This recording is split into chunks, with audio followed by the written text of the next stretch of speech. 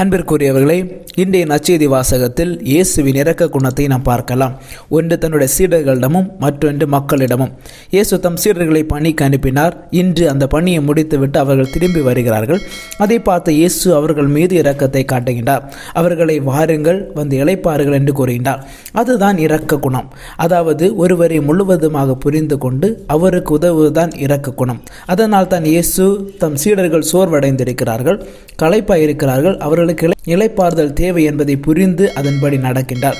இன்றைய சமுதாயத்தில் நாம் நிறைய பணிகளை மனிதரிடத்தில் பார்க்கலாம். மனிதர்கள் அனைவருமே பணியை முடிப்பதற்காக ஓடிக்கொண்டு செல்கின்றார்கள்.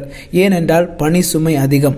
பகல் இரவு முழுவதுமாக ஓடி உழைக்கின்றார்கள். ஆனால் இளைப்பாறுதலுக்கோ ஓய்வெடுப்பதற்கோ நேரமில்லை.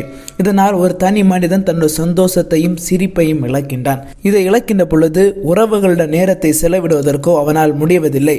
சக நண்பர்களிடமோ, கடவுளுக்கோ, உறவினர்களுக்கோ, பெற்றோர்களுக்கோ, குழந்தைகளுக்கோ, தம்பதியர்களுக்கோ அல்லது நேரத்தை அவனால் செலவிட முடிவதில்லை. இதனால் உறவு முடிவடைகின்றது. குறிப்பாக எந்த நோக்கத்திற்காக கடவுள் மனிதனை படைத்தாரோ அதை முழுவதுமாக இழக்கின்றார். அதனால் தான் இயேசு இரக்க குணத்தை மக்கள் மீதும் தன் சீடர்கள் மீதும் காட்டுகின்றார். நாமும் அதே போல வாழ அழைக்கின்றார். எனவே சிந்திப்போம். நான் பணி சுமையை பிறருக்கு செலுத்துகின்றேனா அல்லது இரக்க குணத்தை காட்டி அவர்களை இளைப்பாற அழைக்கிறேனா? ஆமேன்.